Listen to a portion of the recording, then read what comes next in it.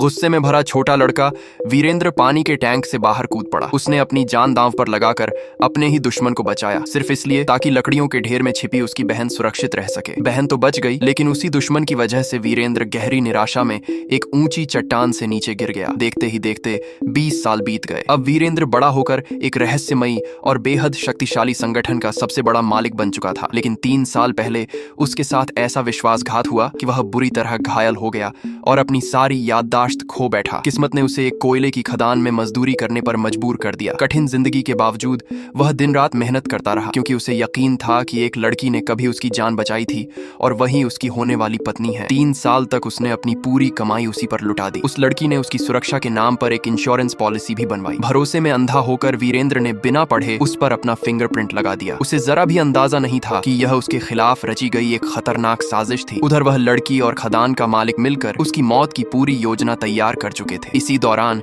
जिस बहन की जान वीरेंद्र ने बचपन में बचाई थी, वह वर्षों की मेहनत के बाद शहर की सबसे ताकतवर बिजनेस लीडर बन चुकी थी। अपने खोए हुए भाई की तलाश करते करते आखिर उसे उसके जिंदा होने की खबर मिली। वह उससे मिलने दौड़ी, लेकिन तब तक वीरेंद्र की शादी का दिन आ चुका था। शादी की तैयारियों में व्यस्त वीरेंद्र इस बात से पूरी तरह अनजान था कि दूल्हे की जगह किसी और को बैठा दिया गया है। तभी उसे एक रिमोट थमाकर बटन दबाने के लिए कहा गया। अगले ही पल उसकी नजर एक बम पर पड़ी और उसे समझ आ गया कि वह मौत के जाल में फंस चुका है। धमाका हुआ और वीरेंद्र मौत के दरवाजे तक पहुंच गया, लेकिन उसके पास मौजूद एक रहस्यमयी जेड पेंडेंट ने उसकी जान बचा ली। उसी पल वीरेंद्र की खोई हुई याददाश्त लौट आई। उसे एहसास हुआ कि वह कोई साधारण इंसान नहीं, बल्कि दुनिया के सबसे शक्तिशाली योद्धाओं का असली स्वामी है। साथ ही यह भी सच सामने आ गया कि जिस लड़की पर उसने भरोसा किया, उसने कभी उसकी जान बचाई ही नहीं थी। उधर वर्षों से अपने स्वामी की तलाश कर रहे वफादार रक्षक भी उसकी वापसी महसूस कर चुके थे और तुरंत उसके नाम का आदेश पूरे देश में जारी कर दिया। इधर खदान हादसे के बाद शादी में अफरा तफरी मच गई। खदान का मालिक झूठा दुख जताते हुए बोला कि अब वह दूल्हे की जगह खुद शादी करेगा और परिवार की जिम्मेदारी उठाएगा। लड़की ने भी बिना झिझक उसका साथ दे दिया। उन्हें क्या पता था कि जिसे वे मरा हुआ समझ रहे थे, वह वीरेंद्र जिंदा वापस लौट चुका है। जैसे ही उसने शादी के कागजों में अपना नाम गायब देखा, उसे पूरी साजिश समझ आ गई। इस बार वीरेंद्र ने बदला गुस्से से नहीं, बल्कि कानून और अपनी असली ताकत के दम पर लेने का फैसला किया। और जैसे ही शादी की रस्म शुरू होने वाली थी, वीरेंद्र अचानक सबके सामने आ पहुंचा। आगे क्या होगा जानने के लिए अगले भाग का इंतजार करें।